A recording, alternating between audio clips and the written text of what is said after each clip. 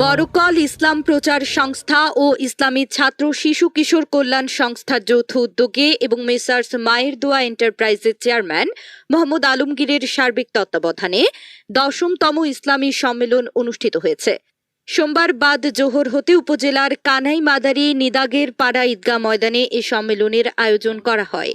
কানাই মাদারী জয়নুল উলুম মাদ্রাসার নির্বাহী পরিচালক মাওলানা তাজুল ইসলামের সভাপতিত্বে সম্মেলনে প্রধান অতিথি ছিলেন মেসার্স মায়ের দোয়া এন্টারপ্রাইজের চেয়ারম্যান মোহাম্মদ আলমগীর।